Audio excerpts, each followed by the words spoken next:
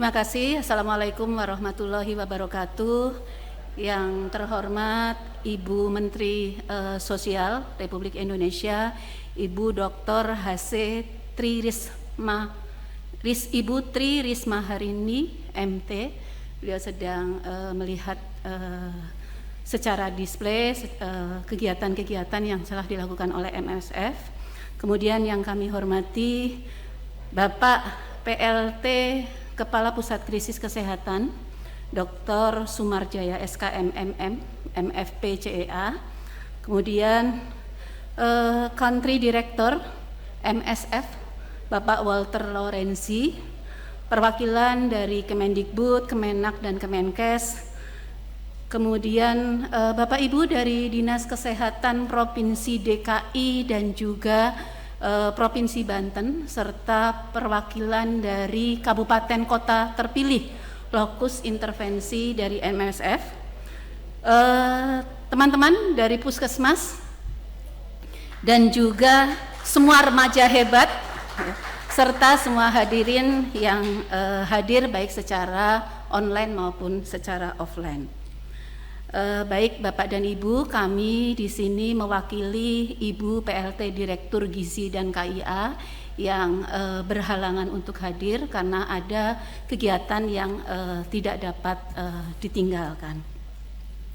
Bapak Ibu hadirin yang kami hormati, tentunya kolaborasi dalam bentuk kemitraan ini sangat diperlukan untuk pencapaian target nasional dalam pembangunan kesehatan.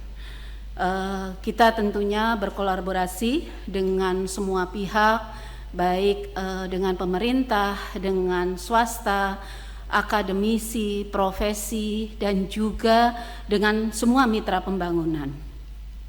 Pemerintah membutuhkan dukungan dari berbagai pihak karena kesehatan menjadi tanggung jawab kita bersama. Kemitraan dengan MSF telah terjalin sejak tahun 2017 seperti yang tadi disampaikan oleh Bapak Walter, dan tentunya upaya-upayanya sudah dilakukan untuk mendukung pencapaian implementasi pendampingan dalam program kesehatan, khususnya dalam program kesehatan remaja untuk kita dapat mengakses pelayanan kesehatan dan pendidikan kesehatan reproduksi dan remaja yang komprehensif. Terima kasih kami sampaikan apresiasi kepada MSF Indonesia beserta seluruh jajarannya. Bapak Ibu hadirin yang kami hormati, remaja adalah kelompok usia antara 10 sampai 18 tahun. Bahkan WHO menyampaikan kelompok usia 10 sampai 19 tahun. Tetapi di Permenkes 25 tahun 2014 rentangnya adalah 10 sampai dengan 14 tahun. Remaja ini menjadi kelompok rentan karena tentunya merupakan kelompok yang unik, yang sedang mengalami perkembangan yang pesat, baik dari sisi fisik, psikologis, kognitif, dan tentunya harus disertai kematangan bersama. Baik kematangan dari sisi fisik yang harus diikuti kematangan dari sisi psikis. Ini tentunya menjadi tantangan kita bersama, baik karena ada faktor-faktor di luar remaja, ada faktor keluarga, ada faktor lingkungan, baik lingkungan sekolah maupun lingkungan pertemanan. Hal tersebut tentunya dengan tantangan tersebut mengakibatkan berbagai masalah kesehatan remaja yang kompleks. Kita mempunyai permasalahan kesehatan remaja baik dari sisi gizi, ya, anemia pada remaja masih tinggi. Kalau kita lihat anemia menurut Riskesdas 2018 sebanyak 32% remaja di Indonesia anemia. Ya, artinya tentunya ini mempunyai dampak yang cukup besar, baik untuk saat ini dengan status kesehatan dan prestasi belajar dari remaja, juga ke depan akan dapat berdampak pada tentunya pada kesehatan di masa yang akan datang. Apalagi kalau kita berbicara anemia pada remaja putri, dampaknya panjang karena remaja putri merupakan calon ibu yang nantinya akan melahirkan generasi penerus bangsa.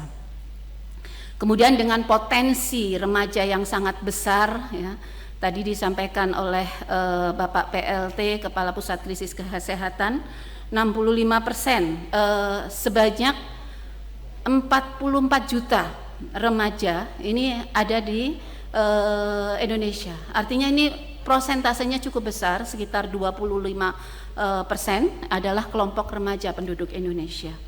Kemudian dari tadi disampaikan anemia masih cukup tinggi, kebiasaan sarapan, ya, 65% remaja tidak sarapan pada waktu mau berangkat ke sekolah. Kemudian kurang mengkonsumsi sayur dan buah. Yang cukup mengkonsumsi sayur dan buah hanya 3%. Artinya 97% ini kurang konsumsi sayur dan buah. Kurang melakukan aktivitas fisik 64%.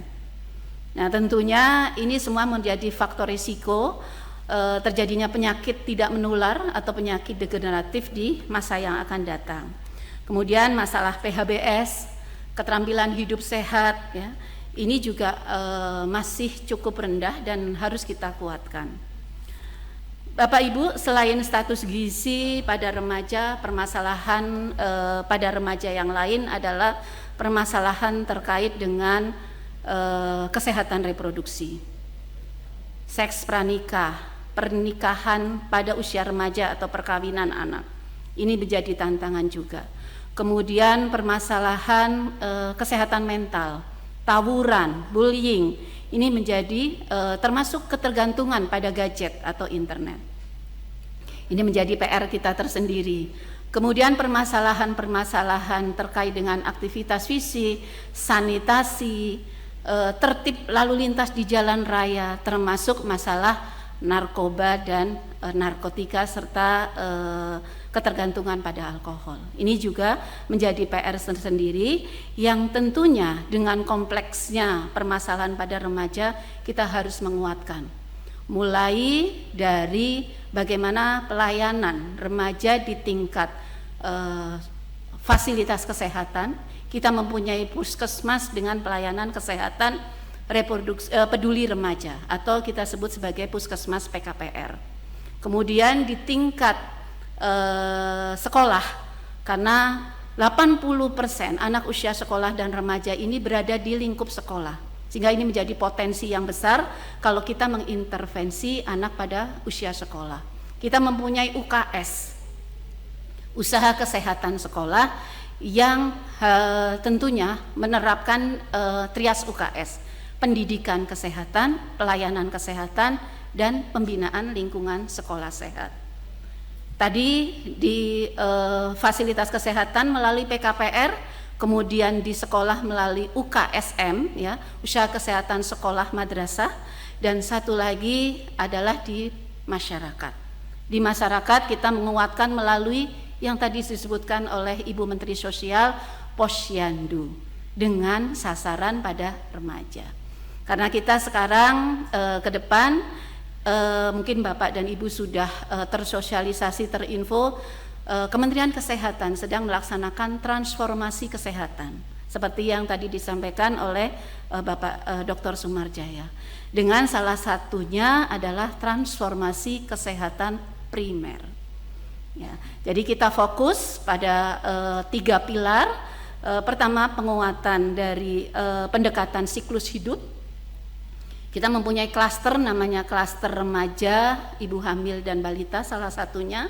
Kemudian bagaimana kita melakukan penguatan jejaring sampai tingkat desa, dan satu lagi adalah pemantauan wilayah setempat. Ini kami sangat mohonkan dukungannya Bapak dan Ibu, termasuk yang menjadi target prioritas nasional untuk percepatan penurunan stunting.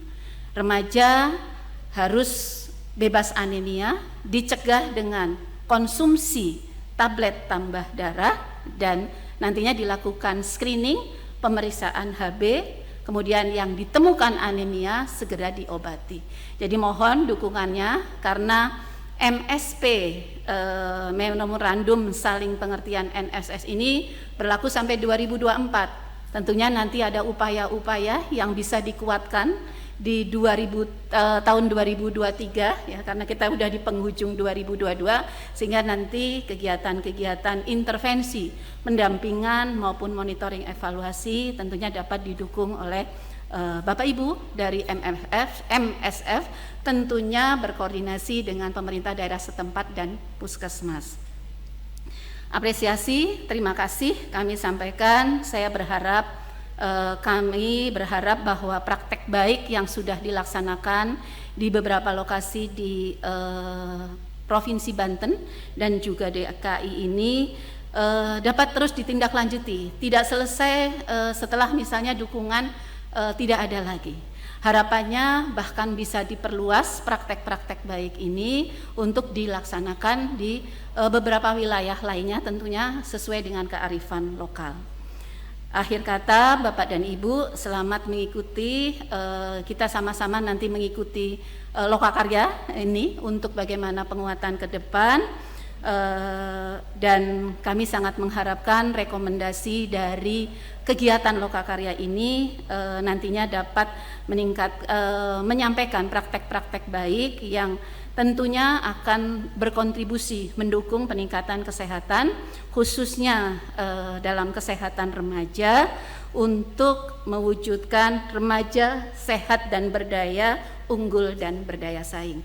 Demikian yang dapat kami sampaikan, Bapak dan Ibu. Sekali lagi terima kasih. Wassalamualaikum warahmatullahi wabarakatuh.